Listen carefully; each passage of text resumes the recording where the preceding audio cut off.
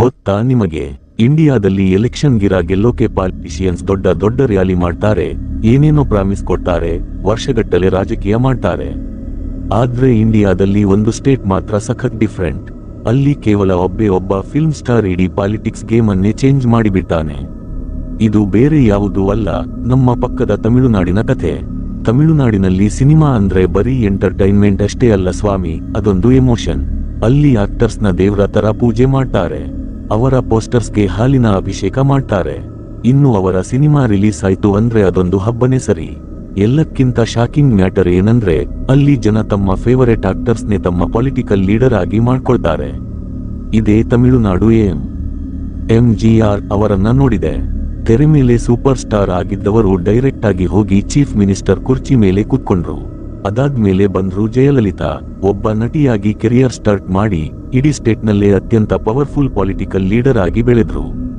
ಇವಾಗ ಎಷ್ಟೋ ವರ್ಷಗಳ ಆದ್ಮೇಲೆ ತಮಿಳುನಾಡು ಪಾಲಿಟಿಕ್ಸ್ಗೆ ಇನ್ನೊಂದು ಹೆಸರು ಬಿರುಗಾಳಿ ತರ ಎಂಟ್ರಿ ಕೊಟ್ಟಿದೆ. ಅದೇ ವಿಜಯ್. ಸಿನಿಮಾ ರಿಲೀಸ್ ಆದ್ರೆ ಸಾಕು, ರೆಕಾರ್ಡ್ಸ್ ಎಲ್ಲ ಪುಡಿ ಆಗ್ತವೆ. ಥಿಯೇಟರ್ಗಳಲ್ಲಿ ಡೈಲಾಗ್ಸ್ ಕೇಳಿ ಜನ ವಿಸಲ್ ಹೊಡೆದು ಅರಚಾಡ್ತಾರೆ. ಅಂಥ ಒಬ್ಬ ಆಕ್ಟರ್ನ ಫ್ಯಾನ್ಸ್ ಇವಾಗ ನಿಧಾನವಾಗಿ ಪೊಲಿಟಿಕಲ್ ವರ್ಕರ್ಸ್ ಆಗಿ ಚೇಂಜ್ ಆಗ್ತಾ ಇದ್ದಾರೆ. ಆದ್ರೆ ವಿಜಯ್ ಅವರ ಕಥೆ ಬರೀ ಒಬ್ಬ ಆಕ್ಟರ್ ಪಾಲಿಟಿಕ್ಸ್ಗೆ ಬಂದಿರೋದು ಅಷ್ಟೇ ಅಲ್ಲ, ಇದು ಪವರ್, ಇನ್ಫ್ಲೂಯೆನ್ಸ್, ಸೆಲೆಬ್ರಿಟಿ ವರ್ಷಿಪ್ ಮತ್ತು ಸಿನಿಮಾ ಪಾಲಿಟಿಕ್ಸ್ ಮಧ್ಯೆ ಇರೋ ಕನೆಕ್ಷನ್ ಕಥೆ. ಯಾಕಂದ್ರೆ ತಮಿಳುನಾಡಿನಲ್ಲಿ ಸಿನಿಮಾ ಬರೀ ಬಾಕ್ಸ್ ಆಫೀಸ್ ಕಲೆಕ್ಷನ್ ಮಾತ್ರ ಡಿಸೈಡ್ ಮಾಡಲ್ಲ, ಕೆಲವೊಮ್ಮೆ ಮುಂದೆ ಬರೋ ಗವರ್ನಮೆಂಟ್ ಯಾರು ಅನ್ನೋದನ್ನು ಡಿಸೈಡ್ ಮಾಡುತ್ತೆ. ಯಾವಾಗ ವಿಜಯ್ ಪಾಲಿಟಿಕ್ಸ್ಗೆ ಬರೋದಾಗಿ ಅಫಿಷಿಯಲ್ ಅನೌನ್ಸ್ ಮಾಡಿದ್ರೋ, ಇಡೀ ಇಂಡಿಯಾದ ಕಣ್ಣು ಸಡನ್ ಆಗಿ ತಮಿಳುನಾಡು ಕಡೆ ತಿರುಗಿತು. ಕೆಲವರು ಅನ್ಕೊಂಡ್ರು ಇವ್ರು ನೆಕ್ಸ್ಟ್ MGR ಆಗಬಹುದು ಅಂತ, ಇನ್ನು ಕೆಲವರು ಅನ್ಕೊಂಡ್ರು ರಾಜಕೀಯ ಅಂದ್ರೆ ಸಿನಿಮಾ ಅಲ್ವೇ ಅಲ್ಲ ಅಂತ. ಆದ್ರೆ ಒಂದು ವಿಷಯ ಮಾತ್ರ ಕ್ರಿಸ್ಟಲ್ ಕ್ಲಿಯರ್ ಆಗಿತ್ತು, ತಮಿಳುನಾಡು ಪಾಲಿಟಿಕ್ಸ್ ನಲ್ಲಿ ಏನೋ ದೊಡ್ಡದಾಗಿ ನಡೀತಾ ಇದೆ. ಹಾಗಾದ್ರೆ ನಿಜವಾಗ್ಲೂ ವಿಜಯ್ ತಮಿಳುನಾಡು ಪಾಲಿಟಿಕ್ಸ್ ನ ಚೇಂಜ್ ಮಾಡ್ತಾರಾ? ಅವರ ಸ್ಟಾರ್ಡಮ್ ವೋಟ್ ಆಗಿ ಕನ್ವರ್ಟ್ ಆಗುತ್ತಾ, ಅಥವಾ ಇದು ಬರೀ ಇನ್ನೊಬ್ಬ ಸೆಲೆಬ್ರಿಟಿಯ ಎಕ್ಸ್ಪೆರಿಮೆಂಟ್ ಅಷ್ಟೇ ಆಗಿ ಉಳಿಯುತ್ತಾ? ಬನ್ನಿ, ತಮಿಳುನಾಡು ಪಾಲಿಟಿಕ್ಸ್ ನ ಈ ಹೊಸ ಬಿರುಗಾಳಿಯ ಕಥೆಯನ್ನ ಡೀಟೇಲ್ ಆಗಿ ತಿಳ್ಕೊಳ್ಳೋಣ. ವಿಜಯ್ ಅವರ ಪೊಲಿಟಿಕಲ್ ಸ್ಟೋರಿ ಅರ್ಥ ಮಾಡ್ಕೋಬೇಕು ಅಂದ್ರೆ ಮೊದಲು ನಾವು ತಮಿಳುನಾಡನ್ನ ಅರ್ಥ ಮಾಡ್ಕೋಬೇಕು. ಯಾಕಂದ್ರೆ ಇಂಡಿಯಾದ ಬೇರೆ ಸ್ಟೇಟ್ಸ್ಗೆ ಕಂಪೇರ್ ಮಾಡಿದ್ರೆ ಇಲ್ಲಿ ಸಿನಿಮಾ ಮತ್ತು ರಾಜಕೀಯದ ಲಿಂಕ್ ತುಂಬಾ ಹಳೇದು. ಇಲ್ಲಿ ಸಿನಿಮಾ ಬರೀ ಟೈಮ್ ಪಾಸ್ ಅಲ್ಲ, ಸಿನಿಮಾಗಳೇ ಇಲ್ಲಿನ ಐಡಿಯಾಲಜಿ ಕ್ರಿಯೇಟ್ ಮಾಡಿವೆ, ಲೀಡರ್ಸ್ ಗಳನ್ನ ಹುಟ್ಟು ಹಾಕಿವೆ, ಅಷ್ಟೇ ಯಾಕೆ ಸರ್ಕಾರಗಳನ್ನೇ ರಚನೆ ಮಾಡಿವೆ. ಈ ಕಥೆ ಶುರುವಾಗುವುದು 1950 ಮತ್ತು 1960ರ ದಶಕದ ತಮಿಳು ಸಿನಿಮಾಗಳಿಂದ. ಆ ಟೈಮ್ನಲ್ಲಿ ದ್ರವಿಡಿಯನ್ movement, social justice, regional identity ಮತ್ತು ಹಿಂದಿ ಹೇರಿಕೆ ವಿರುದ್ಧ ಸಖತ್ ಸ್ಟ್ರಾಂಗ್ ಆಗಿ ಧ್ವನಿ ಎತ್ತುತ್ತಿದ್ದರು. ಆ ಸಮಯದಲ್ಲಿ ಮೂವ್ಮೆಂಟ್ನ ಲೀಡರ್ಸ್ಗೆ ಒಂದು ವಿಷಯ ಚೆನ್ನಾಗಿ ಅರ್ಥ ಆಯ್ತು, ಜನರನ್ನ ಡೈರೆಕ್ಟ್ ಆಗಿ ರೀಚ್ ಆಗ್ಬೇಕು ಅಂದ್ರೆ ಸಿನಿಮಾಕ್ಕಿಂತ ಪವರ್ಫುಲ್ ಮೀಡಿಯಂ ಬೇರೆ ಯಾವುದೂ ಇಲ್ಲ ಅನ್ನೋದು ಅವರಿಗೆ ಅರ್ಥ ಆಗಿಬಿಟ್ಟಿತ್ತು. ಅದಕ್ಕೆ ಸಿನಿಮಾಗಳ ಡೈಲಾಗ್ಸ್ ನಲ್ಲಿ ಪೊಲಿಟಿಕಲ್ ಮೆಸೇಜ್ಗಳು ಬರೋಕೆ ಸ್ಟಾರ್ಟ್ ಆದ್ವು. ಹೀರೋಗಳು ಸಿಸ್ಟಮ್ ವಿರುದ್ಧ ಮಾತನಾಡೋಕೆ, ಬಡವರ ಹಕ್ಕುಗಳ ಬಗ್ಗೆ ಧ್ವನಿ ಎತ್ತೋಕೆ ಶುರು ಮಾಡಿದ್ರು. ನಿಧಾನವಾಗಿ ಸ್ಕ್ರೀನ್ ಮೇಲೆ ಕಾಣಿಸ್ತಾ ಇದ್ದ ಹೀರೋಗಳು ರಿಯಲ್ ಲೈಫ್ ನಲ್ಲೂ ಜನರಿಗೆ ಹೀರೋಗಳಾಗೋಕೆ ಸ್ಟಾರ್ಟ್ ಆದ್ರು. ಅದಾದ್ಮೇಲೆ ಎಂಟ್ರಿ ಕೊಟ್ಟಿದ್ದು ಒಬ್ಬ ಸೂಪರ್ ಸ್ಟಾರ್, ಯಾರು ತಮಿಳುನಾಡು ಪಾಲಿಟಿಕ್ಸ್ ನ ಫ್ಯೂಚರ್ ಅನ್ನೇ ಚೇಂಜ್ ಮಾಡಿಬಿಟ್ಟಾರೋ ಅವರೇ MG ರಾಮಚಂದ್ರನ್. ಅಂದ್ರೆ ನಮ್ಮ MGR. NGR ಬರೀ ಆಕ್ಟರ್ ಆಗಿ ಉಳಿಲಿಲ್ಲ, ಸ್ಕ್ರೀನ್ ಮೇಲೆ ಅವರ ಇಮೇಜ್ ಹೆಂಗಿತ್ತಪ್ಪ ಅಂದ್ರೆ ಒಂಥರ ರಕ್ಷಕನ ತರ ಇತ್ತು. ಬಡವರಿಗೆ ಹೆಲ್ಪ್ ಮಾಡೋ ಹೀರೋ, ಕರಪ್ಷನ್ ವಿರುದ್ಧ ಫೈಟ್ ಮಾಡೋ hero, common man protector. Public ಅವರನ್ನ ಬರೀ ಆಕ್ಟಿಂಗ್ ಮಾಡೋರ ತರ ನೋಡ್ತಾ ಇರಲಿಲ್ಲ, NGR ರಿಯಲ್ ಲೈಫ್ ನಲ್ಲೂ ಹಂಗೆ ಇದ್ದಾರೆ ಅಂತ ಜನ ನಿಜವಾಗ್ಲೂ ನಂಬೋಕೆ ಸ್ಟಾರ್ಟ್ ಮಾಡಿದ್ರು. ಅವರ ಪಾಪ್ಯುಲಾರಿಟಿ ಎಷ್ಟಿತ್ತಪ್ಪ ಅಂದ್ರೆ ಥಿಯೇಟರ್ಗಳ ಮುಂದೆ ಅವರ ಕಟುಟ್ಗಳಿಗೆ ಹಾಲಿನ ಅಭಿಷೇಕ ಮಾಡ್ತಾ ಇದ್ರು, ಫ್ಯಾನ್ಸ್ ಅವರ ಫೋಟೋಗಳನ್ನ ದೇವಸ್ಥಾನದ ದೇವರ ತರ ನೋಡ್ತಾ ಇದ್ರು. ಆಮೇಲೆ NGR ಪಾಲಿಟಿಕ್ಸ್ಗೆ ಎಂಟ್ರಿ ಕೊಟ್ರು. ಫಸ್ಟ್ DMK ಜಾಯಿನ್ ಆದ್ರು. ಆಮೇಲೆ ಕೆಲವು ಗಲಾಟೆಗಳಿಂದಾಗಿ ಹೊರಬಂದು ತಮ್ಮದೇ ಆದ ಹೊಸ ಪಾರ್ಟಿ AIDMK ಕಟ್ಬಿಟ್ರು. ಇಲ್ಲಿಂದ ನೋಡಿ ತಮಿಳುನಾಡು ಪಾಲಿಟಿಕ್ಸ್ ಪರ್ಮನೆಂಟ್ ಆಗಿ ಚೇಂಜ್ ಆಗಿದ್ದು. ಯಾಕಂದ್ರೆ ಒಬ್ಬ ಫಿಲ್ಮ್ ಸೂಪರ್ ಸ್ಟಾರ್ ಬರೀ ವೋಟ್ ಹಾಕ್ಸೋಕೆ ಅಷ್ಟೇ ಅಲ್ಲ, ತಾನೇ ಖುದ್ದಾಗಿ ಚೀಫ್ ಮಿನಿಸ್ಟರ್ ಆಗಬಹುದು ಅನ್ನೋದನ್ನ ಫಸ್ಟ್ ಟೈಮ್ ಇಡೀ ಇಂಡಿಯಾ ನೋಡಿತು. NGR ಅವರ ಈ ಸಕ್ಸಸ್ ಒಂದು ಬ್ಲೂ ಪ್ರಿಂಟ್ ಕ್ರಿಯೇಟ್ ಮಾಡಿಬಿಟ್ಟು. ಅಂದ್ರೆ ಒಬ್ಬ ಆಕ್ಟರ್ ಹತ್ರ mass fan following, emotional connection ಮತ್ತು ಸ್ಟ್ರಾಂಗ್ ಪಬ್ಲಿಕ್ ಇಮೇಜ್ ಇದ್ರೆ ಅವರು ಪಾಲಿಟಿಕ್ಸ್ ನಲ್ಲಿ ಡೇಂಜರಸ್ ಲೆವೆಲ್ಗೆ ಪವರ್ಫುಲ್ ಆಗಬಹುದು ಅಂತ. ಇದೇ ಬ್ಲೂ ಪ್ರಿಂಟ್ ಅನ್ನ ಆಮೇಲೆ ಜಯಲಲಿತಾ ಕೂಡ ಫಾಲೋ ಮಾಡಿದ್ರು. ಇವರು ಮುಂಚೆ NGR ಜೊತೆ ಸಿನಿಮಾಗಳನ್ನ ಮಾಡ್ತಾ ಇದ್ರು. NGR ತೀರಿ ಹೋದ ಮೇಲೆ ಸ್ಟಾರ್ಟಿಂಗ್ ನಲ್ಲಿ ಇವರನ್ನ ಜನ ಲಘುವಾಗಿ ತಗೊಂಡ್ರು, ಸಖತ್ ಕ್ರಿಟಿಸೈಸ್ ಕೂಡ ಮಾಡಿದ್ರು. ಆದ್ರೆ ನಿಧಾನವಾಗಿ ಅವರು ತಮಿಳುನಾಡಿನ ಮೋಸ್ಟ್ ಪವರ್ಫುಲ್ ಪೊಲಿಟಿಕಲ್ ಲೀಡರ್ಸ್ ನಲ್ಲಿ ಒಬ್ಬರಾಗಿ ಬೆಳೆದು ನಿಂತ್ರು. ಅಲ್ಲಿಂದ ಎಷ್ಟೋ ವರ್ಷಗಳ ಕಾಲ ತಮಿಳುನಾಡು ಪಾಲಿಟಿಕ್ಸ್ ಬರೀ ಎರಡೇ ಪಾರ್ಟಿಗಳ ಸುತ್ತಾ ಇತ್ತು, DMK ಮತ್ತು AIADMK. ಕರುಣಾನಿಧಿ ವರ್ಸಸ್ ಜಯಲಲಿತಾ ಅವರ ರೈವಲ್ರಿ ಇಡೀ ಪೊಲಿಟಿಕಲ್ ಎರಾ ಅನ್ನೇ ಡಿಫೈನ್ ಮಾಡ್ತು. ಆದ್ರೆ ಆಮೇಲೆ ಟೈಮ್ ಚೇಂಜ್ ಆಯ್ತು. 2016ರಲ್ಲಿ ಜಯಲಲಿತಾ ತೀರಿ ಹೋದ್ರು, 2018ರಲ್ಲಿ ಕರುಣಾನಿಧಿ ಕೂಡ ಹೋದ್ರು. ಸಡನ್ ಆಗಿ ತಮಿಳುನಾಡು ರಾಜಕೀಯದಲ್ಲಿ ದೊಡ್ಡದೊಂದು ವ್ಯಾಕ್ಯೂಮ್, ಖಾಲಿ ಜಾಗ ಕ್ರಿಯೇಟ್ ಆಯ್ತು. ನೆಕ್ಸ್ಟ್ ಮಾಸ್ ಲೀಡರ್ ಯಾರು ಅಂತ ಜನ ಕೇಳೋಕೆ ಸ್ಟಾರ್ಟ್ ಮಾಡಿದ್ರು. ಇದೇ ಗ್ಯಾಪ್ ನಲ್ಲಿ ತಮಿಳು ಸಿನಿಮಾದ ಇನ್ನೊಬ್ಬ ಸೂಪರ್ ಸ್ಟಾರ್ ತನ್ನ ಪಾಪ್ಯುಲಾರಿಟಿಯ ಪೀಕ್ ತಲುಪ್ತಾ ಇದ್ರು. ಆ ಆಕ್ಟರ್ ಹತ್ರ ಲಕ್ಷಾಂತರ ಫ್ಯಾನ್ಸ್ ಇದ್ರು, ಮ್ಯಾಸಿವ್ ಫ್ಯಾನ್ ಕ್ಲಬ್ಸ್ ಇತ್ತು, ಯೂತ್ ಸಪೋರ್ಟ್ ಫುಲ್ ಇತ್ತು. ಅಷ್ಟೇ ಅಲ್ಲ, ಮೆಲ್ಲಗೆ ಅವರ ಸಿನಿಮಾಗಳಲ್ಲೂ ಪಾಲಿಟಿಕ್ಸ್ ಝಲಕ್ ಕಾಣಿಸೋಕೆ ಸ್ಟಾರ್ಟ್ ಆಗಿತ್ತು. ಅವರೇ ನಮ್ಮ ವಿಜಯ್ ಅವರ ಅಸಲಿ ಹೆಸರು ಜೋಸೆಫ್ ವಿಜಯ್ ಚಂದ್ರಶೇಖರ್. ಇವರು 1974ರಲ್ಲಿ ಚೆನ್ನೈನಲ್ಲಿ ಹುಟ್ಟಿದ್ದು. ಅದಕ್ಕೇನೋ ಇವರಿಗೆ ಸಿನಿಮಾ ಕನೆಕ್ಷನ್ ಚಿಕ್ಕ ವಯಸ್ಸಿನಿಂದಲೇ ಇತ್ತು. ಯಾಕಂದ್ರೆ ಇವರ ತಂದೆ S.A.. Chandrashekhar Tamil film ಇಂಡಸ್ಟ್ರಿಯ director ಆಗಿದ್ರು.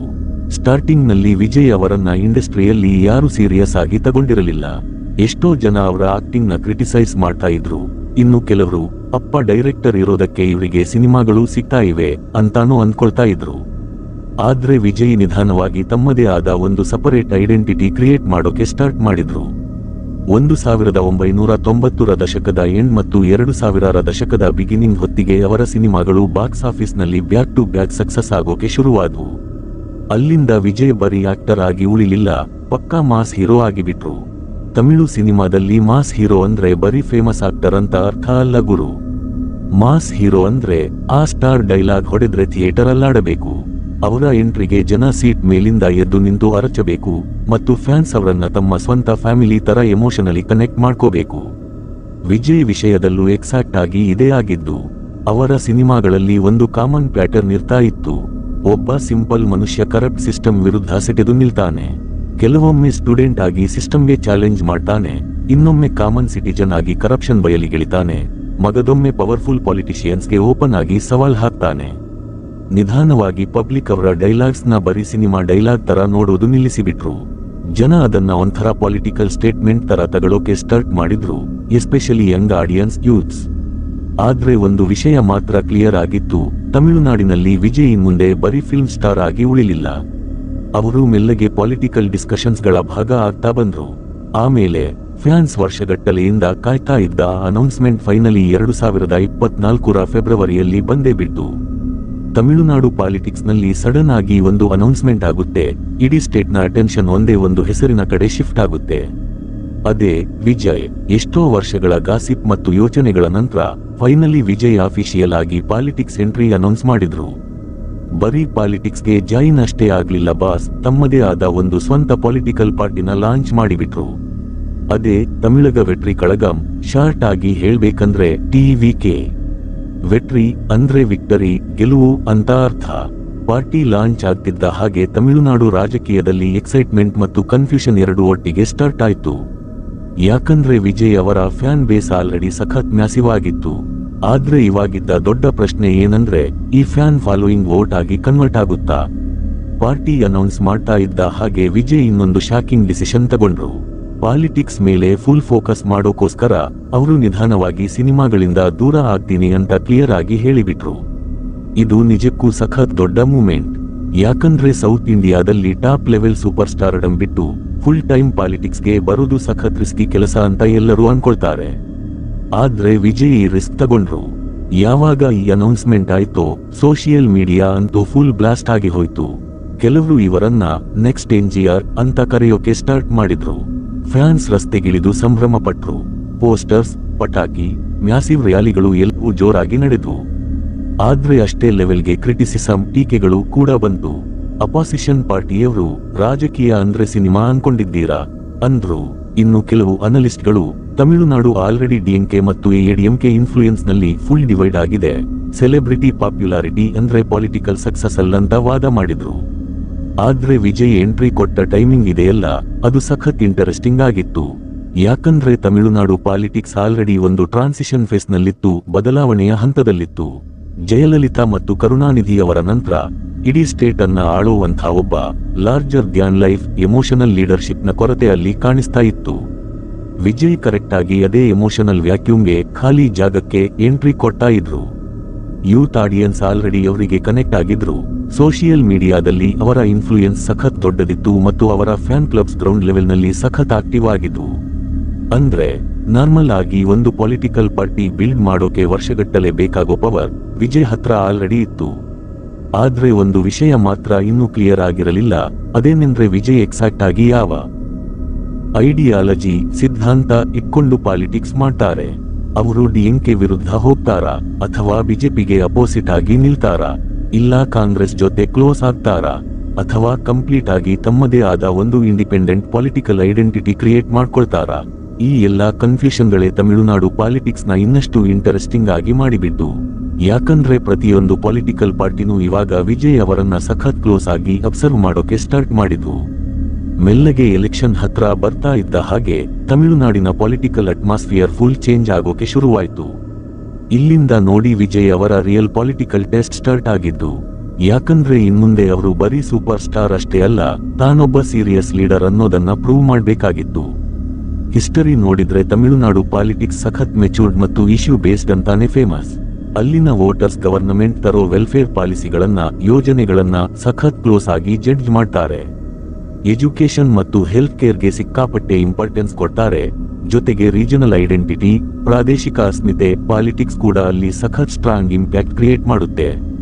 ಅದಕ್ಕೆ ಅನಲಿಸ್ಟ್ಗಳು ಸ್ಟಾರ್ಟಿಂಗ್ ನಲ್ಲಿ ಏನನ್ಕೊಂಡಿದ್ರು ಅಂದ್ರೆ ಬರೀ ಸೆಲೆಬ್ರಿಟಿ ಇಮೇಜ್ ಒಂದೇ ಗೆಲ್ಲೋಕೆ ಸಾಲಲ್ಲ ಅಂತ. ಆದ್ರೆ ವಿಜಯ್ ಅವರ ಕ್ಯಾಂಪೇನ್ ಸ್ಟ್ರಾಟಜಿ ಇದೆಯಲ್ಲ, ಅದು ಎಲ್ಲರಿಗೂ ಸರ್ಪ್ರೈಸ್ ಕೊಡೋ ತರ ಸಖತ್ ಡಿಸಿಪ್ಲಿನ್ ಆಗಿತ್ತು ಗುರು. ಅವರ ಟೀಮ್ ಈ ಕ್ಯಾಂಪೇನ್ ನ ಬರೀ ಇಮೋಷನಲ್ ಫ್ಯಾನ್ ಇವೆಂಟ್ ತರ ಮಾಡೋ ಬದಲು ತುಂಬಾ ಕೇರ್ಫುಲ್ ಆಗಿ ಪ್ಲಾನ್ ಮಾಡಿದ ಪೊಲಿಟಿಕಲ್ ಮೂವ್ಮೆಂಟ್ ತರ ಪ್ರೆಸೆಂಟ್ ಮಾಡೋಕೆ ಸ್ಟಾರ್ಟ್ ಮಾಡ್ತು.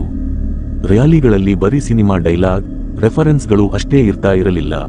ಉದ್ಯೋಗದ ಸಮಸ್ಯೆ, ಅನ್ಎಂಪ್ಲಾಯ್ಮೆಂಟ್, ಎಜುಕೇಶನ್ ಪ್ರೆಷರ್, ಕರಪ್ಷನ್ ಆರೋಪಗಳು, ಇನ್ಫ್ರಾಸ್ಟ್ರಕ್ಚರ್ ಮತ್ತು ಯೂತ್ಸ್ಗೆ ಸಿಗೋ ಅವಕಾಶಗಳ ತರಹದ ಸೀರಿಯಸ್ ಟಾಪಿಕ್ಗಳ ಮೇಲೆ ಫೋಕಸ್ ಮಾಡೋಕೆ ಸ್ಟಾರ್ಟ್ ಮಾಡಿದ್ರು. ಇನ್ನೊಂದು ಇಂಪಾರ್ಟೆಂಟ್ ಮ್ಯಾಟರ್ ಏನಪ್ಪಾ ಅಂದ್ರೆ ವಿಜಯ್ ಬೇರೆಯವರ ಮೇಲೆ ಪರ್ಸನಲ್ ಅಟ್ಯಾಕ್ ಮಾಡೋದ್ರಿಂದ ಫುಲ್ ದೂರ ಇದ್ರು. ಅವರು ಎಲ್ಲೂ ಆಂಗ್ರಿ ಪಾಲಿಟಿಷಿಯನ್ ತರ ಕಾಣಿಸ್ಕೊಳ್ಳದೆ ಜನರಿಗೆ ಒಂದು ಸಾಫ್ಟ್ ಆಲ್ಟರ್ನೇಟಿವ್ ಲೀಡರ್ಶಿಪ್ ಆಪ್ಷನ್ ತರ ತಮ್ಮ ಇಮೇಜ್ ಬಿಲ್ಡ್ ಮಾಡ್ತಾ ಇದ್ರು. ಈ ಸ್ಟ್ರಾಟಜಿ ಸಖತ್ ಸ್ಮಾರ್ಟ್ ಮೂವ್ ಅಂತಾನೆ ಹೇಳ್ಬೇಕು. ಯಾಕಂದ್ರೆ ತಮಿಳುನಾಡಿನಲ್ಲಿ ದಶಕಗಳಿಂದ ಡಿಎಂಕೆ ಮತ್ತು ಎಐಎಡಿಎಂಕೆ ಸಪೋರ್ಟರ್ಸ್ ಮಧ್ಯೆ ಒಂಥರ ಕಟು ರಾಜಕೀಯ ವೈರತ್ವ ಇತ್ತು. ಇಂಥ ಎನ್ವಿರಾನ್ಮೆಂಟ್ ನಲ್ಲಿ ವಿಜಯ್ ಏನಾದ್ರೂ ಫುಲ್ ಅಗ್ರೆಸಿವ್ ಆಗಿ ಪಾಲಿಟಿಕ್ಸ್ ಮಾಡೋಕೆ ಹೋಗಿದ್ರೆ ನ್ಯೂಟ್ರಲ್ ವೋಟರ್ಸ್, ಯಾರಿಗೆ ಪಾರ್ಟಿ ಫಿಕ್ಸ್ ಇರಲ್ಲವೋ ಅವರು ಅನ್ಕಂಫರ್ಟೇಬಲ್ ಫೀಲ್ ಆಗ್ತಾ ಇದ್ರು. ಅದಕ್ಕೆ ಅವರ ಕ್ಯಾಂಪೇನ್ ಲ್ಯಾಂಗ್ವೇಜ್ ಫುಲ್ ಕಂಟ್ರೋಲ್ಡ್ ಆಗಿತ್ತು.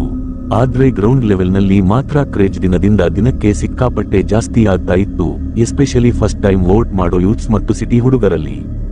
ಇಲ್ಲಿ ಸೋಷಿಯಲ್ ಮೀಡಿಯಾ ಅಂತೂ ಬೆಂಕಿ ರೋಲ್ ಪ್ಲೇ ಮಾಡ್ತು. ತಮಿಳುನಾಡು ಎಲೆಕ್ಷನ್ ಹಿಸ್ಟರಿಯಲ್ಲೇ first time Instagram reels, fan edits, short clips ಮತ್ತು ಮೀಮ್ ಕಲ್ಚರ್ ಇಷ್ಟೊಂದು ಹೆವಿಯಾಗಿ ಪೊಲಿಟಿಕಲ್ ಇನ್ಫ್ಲೂಯೆನ್ಸ್ ಕ್ರಿಯೇಟ್ ಮಾಡ್ತಾ ಇತ್ತು. ವಿಜಯ್ ಅವರ ಸ್ಪೀಚ್ಗಳ ಸಿನಿಮ್ಯಾಟಿಕ್ ಎಡಿಟ್ಗಳು ಫುಲ್ ವೈರಲ್ ಆಗ್ತಾ ಇದ್ವು. ರ್ಯಾಲಿಗಳಲ್ಲಿ ಜನ ಕಿರುಚಾಡೋ ವಿಡಿಯೋಗಳು ಮಿಲಿಯನ್ ಗಟ್ಟಲೆ ವ್ಯೂಸ್ ಪಡಿತಾ ಇದ್ವು. ಅವರ ರ್ಯಾಲಿಗಳ ಗ್ರ್ಯಾಂಡ್ನೆಸ್ ದಿನ ಹೆಡ್ಲೈನ್ಸ್ ಆಗ್ತಾ ಇತ್ತು. ಪೊಲಿಟಿಕಲ್ ಅಬ್ಸರ್ವರ್ಸ್ ಇನ್ನೊಂದು ಇಂಟರೆಸ್ಟಿಂಗ್ ಕಂಪ್ಯಾರಿಸನ್ ನೋಡಿದ್ರು. ನಾರ್ಮಲ್ ಪಾರ್ಟಿಗಳು ಹಳೆ ಕಾಲದ ಪೊಲಿಟಿಕಲ್ ಕಮ್ಯುನಿಕೇಶನ್ ಯೂಸ್ ಮಾಡ್ತಾ ಇದ್ರೆ ವಿಜಯ್ ಅವರ ಕ್ಯಾಂಪೇನ್ ಒಂಥರ ಹೈಬ್ರಿಡ್ ಮಾಡೆಲ್ ಆಗಿಬಿಟ್ಟಿತ್ತು. ಅಂದ್ರೆ ಅರ್ಧ ಪೊಲಿಟಿಕಲ್ ಮೂವ್ಮೆಂಟ್, ಇನ್ನರ್ಧ ಪಾಪ್ ಕಲ್ಚರ್ ಫಿನಾಮಿನನ್. ಇದೇ ಮ್ಯಾಟರ್ ಅಪೋಸಿಷನ್ ಪಾರ್ಟಿಗಳಿಗೆ ಅವರನ್ನ ಪ್ರೆಡಿಕ್ಟ್ ಮಾಡೋಕೆ ಬಿಡ್ತಾ ಇರಲಿಲ್ಲ.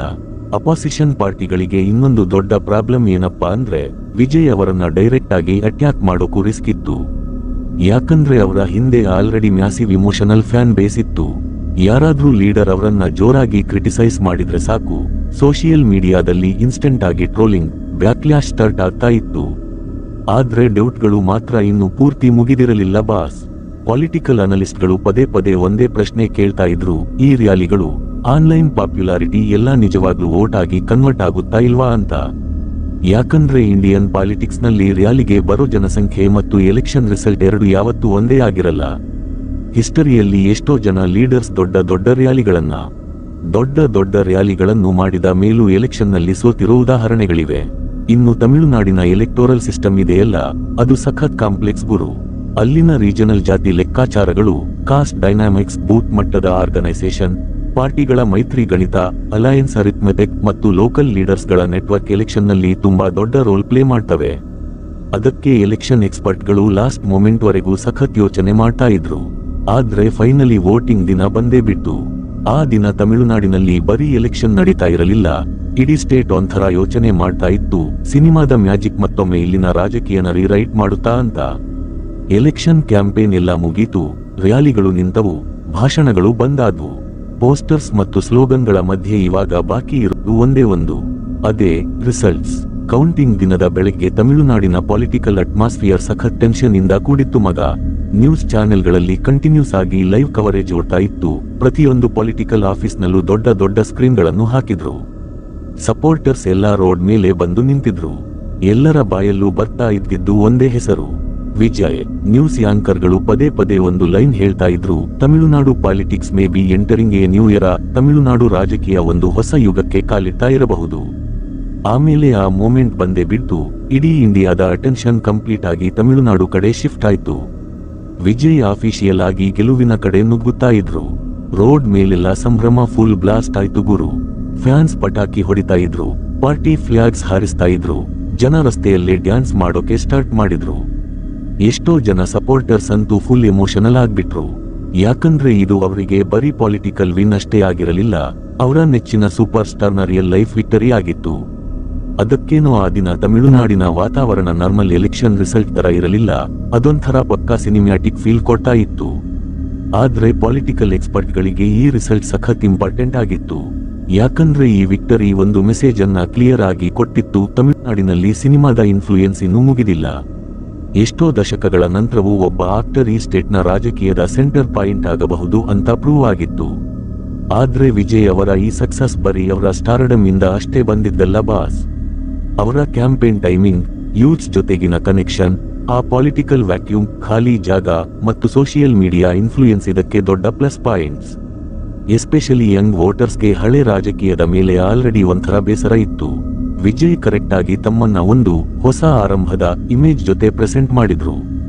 ಅದಕ್ಕೆ ಅವರ ಗೆಲುವನ್ನ ಎಷ್ಟೋ ಜನ ಅನಲಿಸ್ಟ್ಗಳು ಆಂಟಿ ಎಸ್ಟಾಬ್ಲಿಷ್ಮೆಂಟ್ ಎಮೋಷನಲ್ ವೇವ್, ಆಡಳಿತ ವಿರೋಧಿ ಭಾವನಾತ್ಮಕ ಅಲೆ ಅಂತ ಕರೆದ್ರು. ಆದ್ರೆ ಈ ಹಿಸ್ಟಾರಿಕ್ ರಿಸಲ್ಟ್ ನ ಮೋಸ್ಟ್ ಪವರ್ಫುಲ್ ಮೂಮೆಂಟ್ ಇನ್ನೂ ಬಾಕಿ ಇತ್ತು. ಯಾಕಂದ್ರೆ ಸ್ವಲ್ಪ ಹೊತ್ತಿನಲ್ಲೇ ವಿಜಯ್ ಸ್ಟೇಜ್ ಮೇಲೆ ಬರಲಿದ್ರು. ಇನ್ಮುಂದೆ ಅವರು ಬರೀ ಆಕ್ಟರ್ ಅಲ್ಲ, ಪೊಲಿಟಿಕಲ್ ಚಾಲೆಂಜರ್ ಅಲ್ಲ, ಬದಲಿಗೆ ತಮಿಳುನಾಡಿನ ಹೊಸ ಚೀಫ್ ಮಿನಿಸ್ಟರ್. ವಿಜಯ್ ಅವರ ಈ ಕಥೆ ಬರೀ ಒಬ್ಬ ಆಕ್ಟರ್ನ ಸಕ್ಸಸ್ ಸ್ಟೋರಿ ಅಷ್ಟೇ ಅಲ್ಲ, ಇದು ತಮಿಳುನಾಡಿನ ಪೊಲಿಟಿಕಲ್ ಕಲ್ಚರ್ನ ಕಥೆ.